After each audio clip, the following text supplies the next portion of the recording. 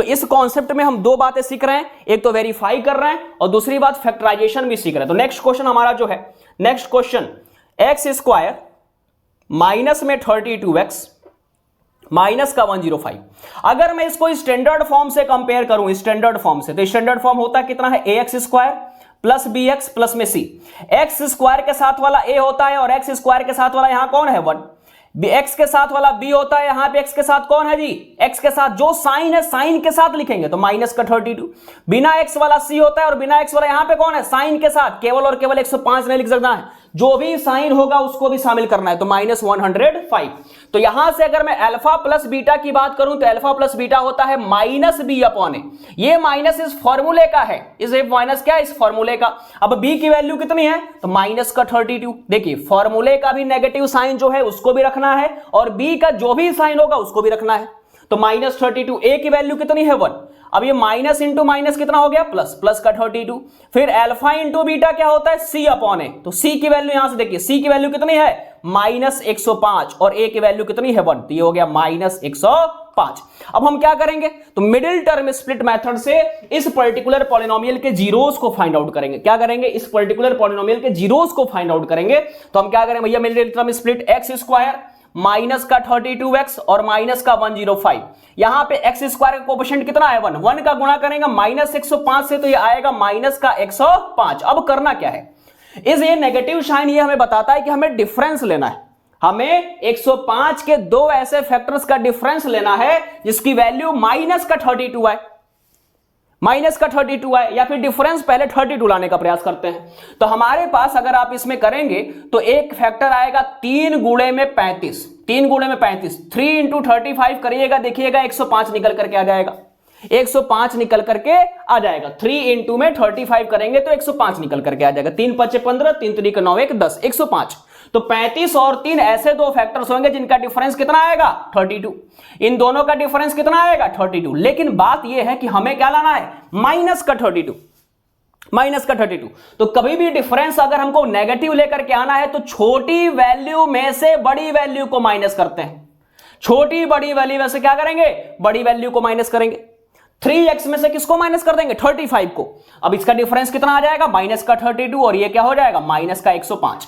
अब यहां पे अगर आप देखें तो x स्क्वायर में भी x है और 3x में भी x है, तो x को कॉमन ले लीजिए, यहां बच जाएगा x, यहां बच जाएगा प्लस का 3।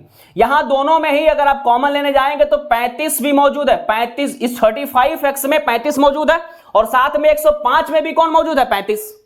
तो देखिए 105, ये देखिए 35x है और इसको हम लिख सकते हैं क्या, 105 को लिख सकते हैं 35 गुणे में 3, तो 35 यहां भी है, 35 यहां भी है, तो 35 को हम लोग कॉमन ले सकते हैं। यहां बच कौन जाएगा, x, यहां कौन बच जाएगा 3।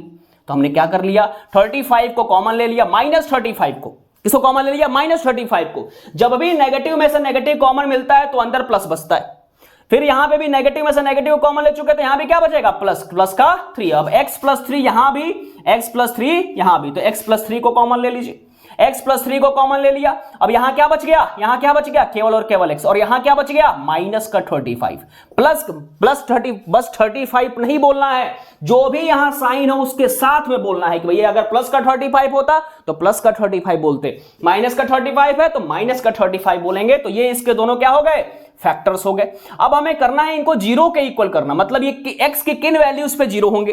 तो दो वैल्यूज का मल्टीप्लिकेशन अगर जीरो के बराबर है तो इसका मीनिंग ये निकल करके आता है, तो या तो x प्लस 3 जीरो के बराबर होगा या तो x माइनस 35 जीरो के बराबर होगा। तो यहां से जो x की वैल्यू आएगी, प्लस का 3 पलटेगा इधर तो माइनस का 3 हो जाएगा, यही क्या बोल देंगे, अल्फा। तो एक जीरो क्या निकल करके आ गया, -3। एक बार माइनस का 35 इधर पलटेगा तो क्या बन जाएगा, प्लस का 35। तो एक x की वैल्यू कितनी आ गई, 35। ये क्या हो गया, बीटा। आप 3 रख के देख लीजिए, -3 रख कर देख लीजिए, तब भी ये जीरो के इक्वल हो जाएगा। अब x की वैल्यू यहां क्या पुट कर दीजिए, प्लस का 35, तो 35 माइनस 35 इक्वल टू 0, और 0 का मल्टीप्लिकेशन किसी के साथ करो तो आंसर कितना निकल करके आता है, 0।